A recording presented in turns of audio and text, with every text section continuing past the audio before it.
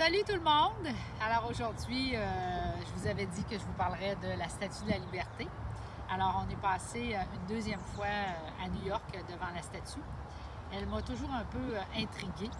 Alors, Madame la Liberté, c'est simple, elle va avoir 134 ans le 28 octobre prochain. C'est un cadeau qui a été donné par les Français pour fêter leur amitié, mais aussi le 100e anniversaire de la déclaration d'indépendance des Américains. Bien, pourquoi les Français auraient donné ça en cadeau aux Américains? T'sais, on se pose la question.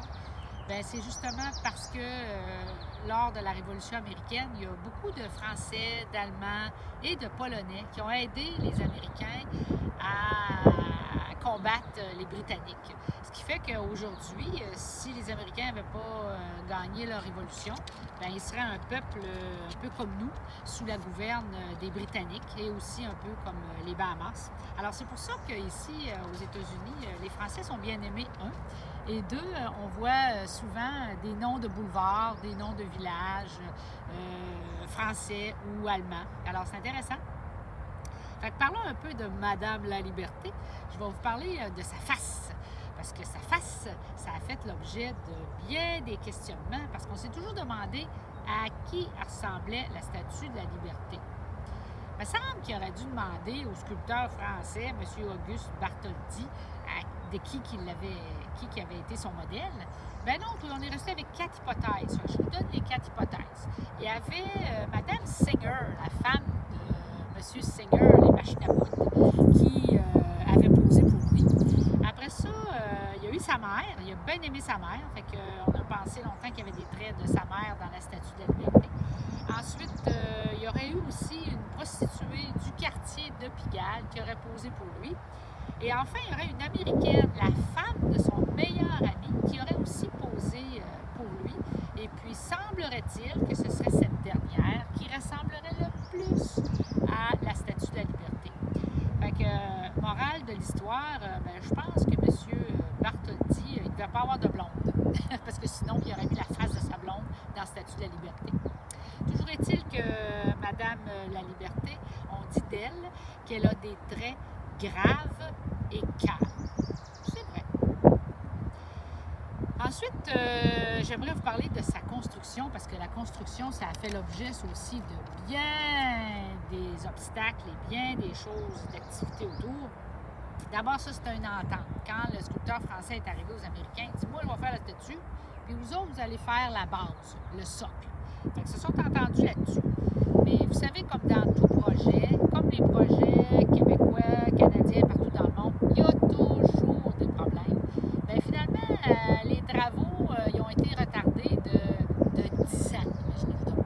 Quand ils ont amené la statue et ils l'ont mis sous le socle, là, ça faisait déjà 10 ans que la fête du 100e anniversaire d'indépendance des États-Unis était passée.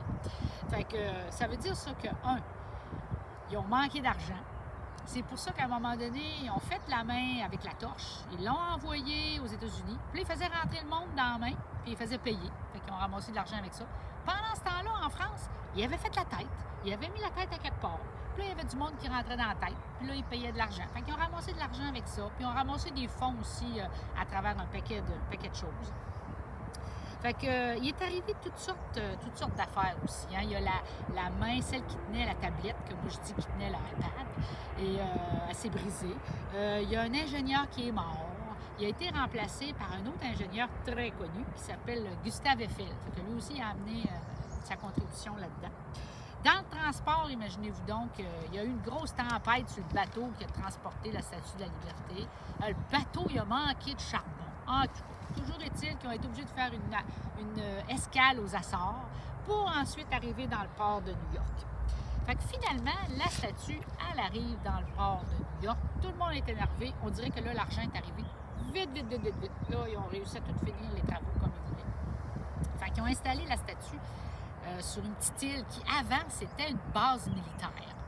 Fait que, il y avait, sur cette base militaire-là, qui s'appelait le Fort Wood, une petite île et ils l'ont baptisé Liberty Island, bien entendu. Puis ils ont gardé la forme de l'étoile du phare pour faire le socle pour mettre la statue.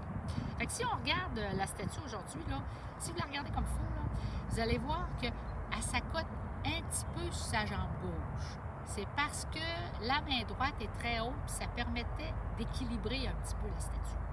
Vous allez voir aussi que sa coiffe, sur sa coiffe, là, il y a 7 pins, 7 grandes pins. Ça, c'est pour représenter les 7 mers, les 7 continents de la planète. Dans sa tablette, son iPad, ça représente la loi, le droit. Et il y a aussi une copie de la Déclaration d'indépendance dans cette tablette-là. Elle est tournée vers l'Europe parce qu'il y avait beaucoup d'immigrants qui arrivaient là, au 17e siècle. Puis c'était la première chose qu'ils voyaient quand ils arrivaient au port de New York. Là, c'était cette île-là, dont la Statue de la Liberté. Aussi, on dit que dans la tête de Madame la Liberté, on peut rentrer jusqu'à 40 personnes. Et puis, la statue a été aussi un phare pendant à peu près 15 ans. 15 ans, ça a été... Il y a eu même un gardien de phare dans la Statue de la Liberté pendant 15 ans. Fait que ce qui fait qu'aujourd'hui, la Statue de la Liberté, c'est devenu un signe incontestable de liberté des États-Unis. Comme vous le savez, là, on revient plus vers aujourd'hui. Là, en 2001, il y a eu les attentats. Alors, ils ont fermé la statue. Ils l'ont rouverte progressivement. Ça a été en 2009 avant qu'ils la rouvrent complètement. Ensuite de ça, il y a eu des travaux en 2012 pour faire des escaliers secondaires. Ils l'ont réouvert en 2013. Le lendemain de l'ouverture, gros ouragan samedi, la statue est fermée encore pour plusieurs mois. Et puis, quant à la torche, il y avait des gens qui pouvaient monter avant jusqu'à la torche en haut, mais elle est interdite d'accès depuis déjà très, très, très longtemps, depuis 1916 pour raison de sécurité. Mais aujourd'hui, il y a toujours beaucoup de travaux de restauration. En 2019, on ouvrait un superbe de beau musée là, dans la base de la Statue de la Liberté. C'est une chose que j'aimerais à un moment donné aller voir. Et puis comme la torche a été changée, là, les lampes et tout ça, l'ancienne torche, là, la vraie, est installée au musée. On peut la visiter. Alors, si vous passez devant la Statue de la Liberté, puis que vous vous rappelez de quelques petites choses que je vous ai dites, regardez-la bien comme il faut. Madame la Liberté vous salue. Et moi, je vous dis bonne fin de journée. Au revoir. Bonjour, Madame la Liberté. Alors, on est de retour cette année, après 2 ans de voyage.